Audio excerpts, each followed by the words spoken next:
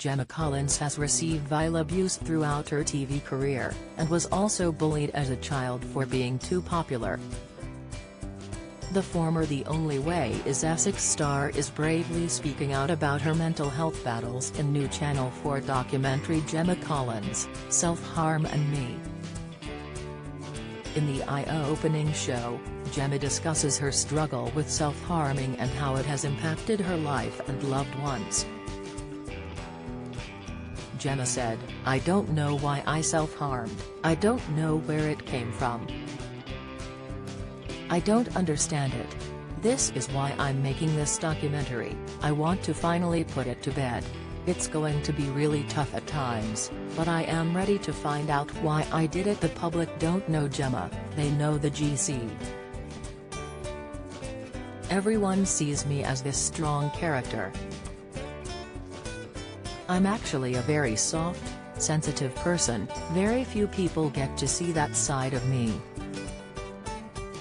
Gemma has previously spoken about the awful ordeal she faced during her school years, where she was attacked by vicious who punched her in the face. Get the news you want straight to your inbox.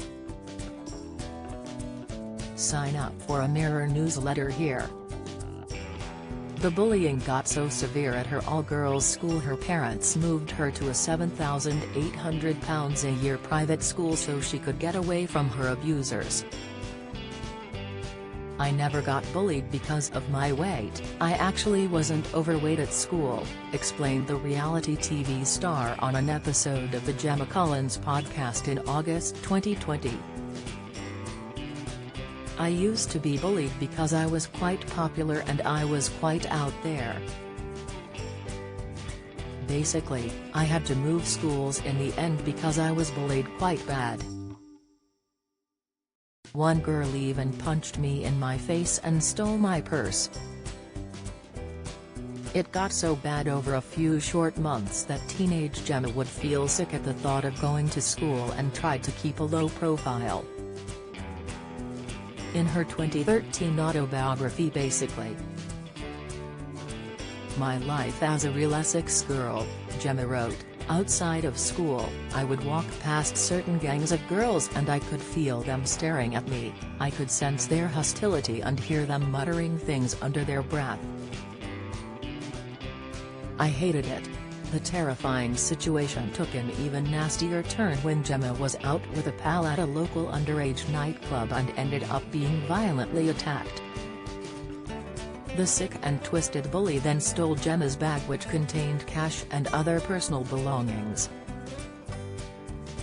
Recalling the attack, Gemma said, "I didn't see the girl approach, I just felt the blow. She walked up to me from the side and landed a stinging punch on the bridge of my nose. I saw the girl stoop down and pick up my bag which I had been dancing around and which contained my money and door keys. Dad had given me £30 for the night and as well as that, the bag contained a new purse from Next that I had treated myself to."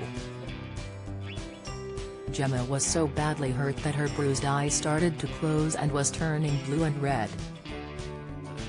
Despite her mother Joan's protests, Gemma insisted she didn't want to change schools.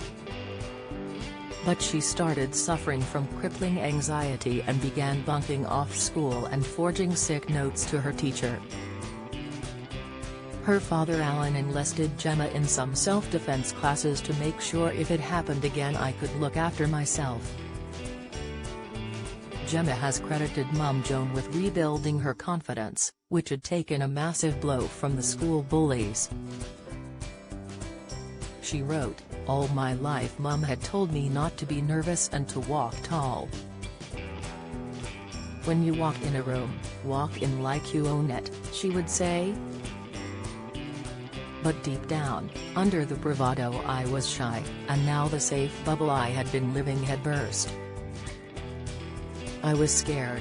I had always been popular, sometimes it was exhausting because I was always invited to parties, but suddenly I realized my outgoing personality and my zest for life were rubbing people up the wrong way and singling me out for bullying."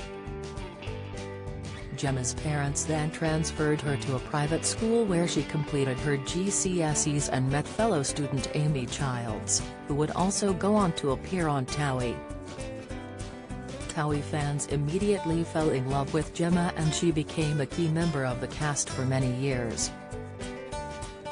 However, Gemma also faced the dark side of fame with the abuse she received online from vile trolls.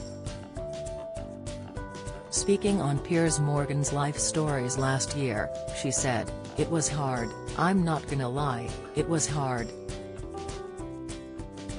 There were times when fans would get online and say we hate you.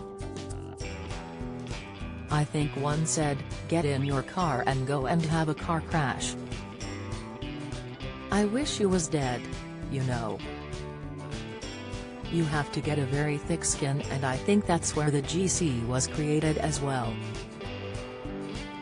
There is no way, if you didn't have a thick skin, and you will know this, Piers, that you will survive in this industry.